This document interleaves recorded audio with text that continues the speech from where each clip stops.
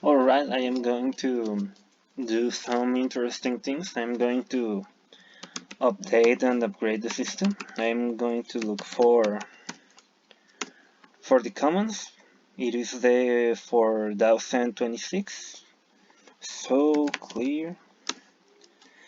It is not so far, so I'm going to do it. To put my password, I think I make a no.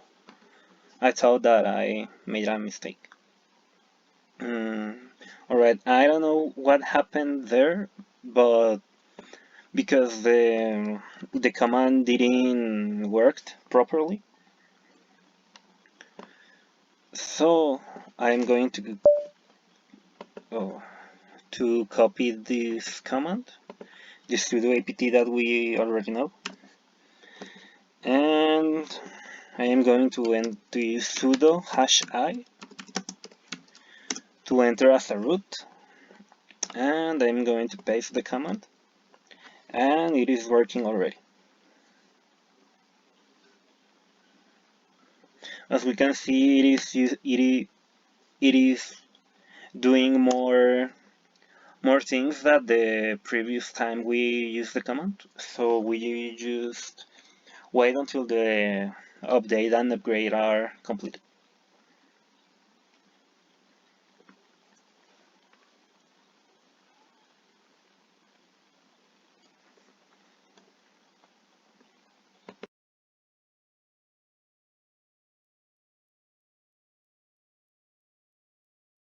Alright, the process is complete. So I'm going to exit from the root, and now I am going to look for some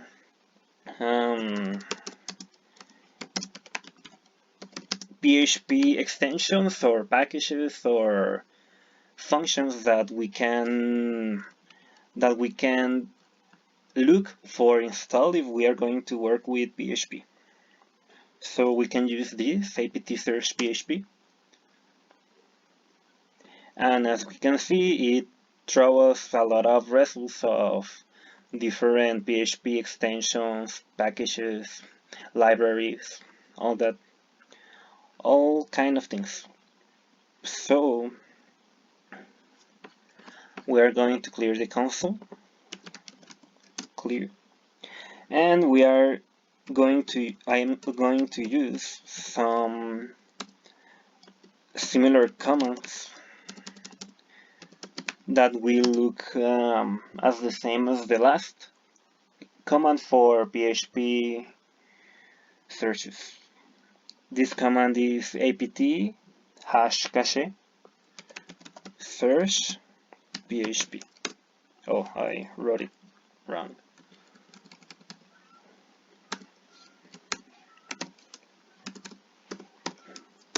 Alright. These are more of the packages that we can install and then everything like that. And as we can see, there are some of them that says this is the word that have the word default. That means that we already have that because it is part of the system. It is part of the operating system. So we are going to use a filter. I think that it is the word to call it. First of all, no, apt #cache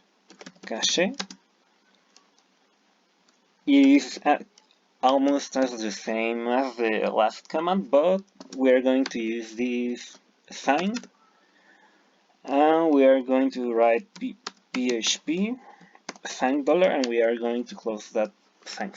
In Spanish are called comillas. I don't know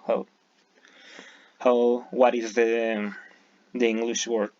So if we press enter, it will only show us the extensions that we don't have. As we can see, there are a few that are like by default. So to finish this practice and this video, I am going. There's another few things. I am going to enlist all the installations and packages that we already have. I'm going to use dpkg-l. As we can see, if we continue to press enter, it is going to show us more libraries and that stuff. To cancel this process, I am going to press Ctrl C. There you go. And finally, we are going to install the Visual Studio Code here in Ubuntu. So the first thing that we have to do is going to the official page of Ubuntu. Let's wait until the Firefox is open. There you go. And it says that we already have alright. If we go to the Visual Studio Code official site, we can find the file that we need to the installation. Here it is the index of the page, the main site. And the thing that we must do here in Ubuntu is to install the Debian file, the .deb file, because these files are the installation files that Ubuntu runs. So I already have it. If we go to the download carpet, we can see that this is already there. It is already there. So I'm going to close Firefox and back on the terminal we're going to clear. Alright, we are going to enter to descargas or downloads depending on the language of our system.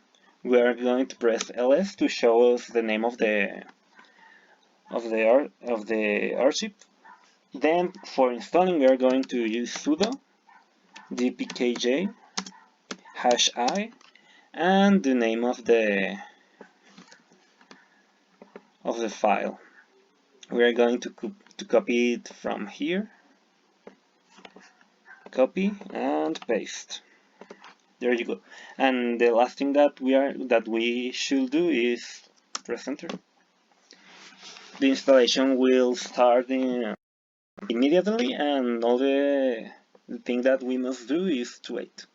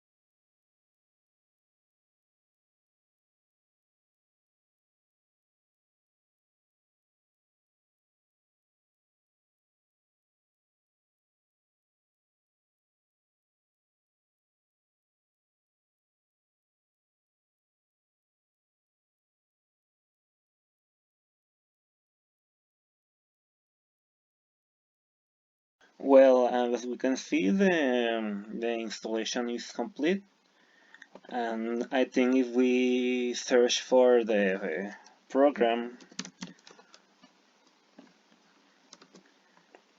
alright, we are going to open it.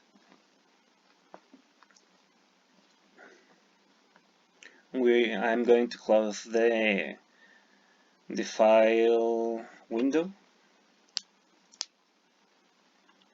and the only thing for us is to wait for the Visual Studio Code to open properly.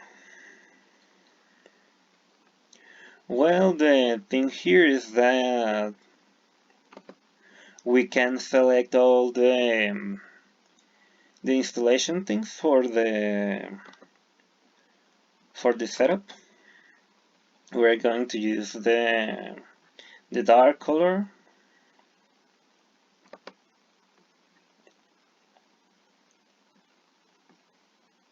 and I think this is all for now. So I don't have any file or program to show the code here, so I think this is all for my part, and see you later.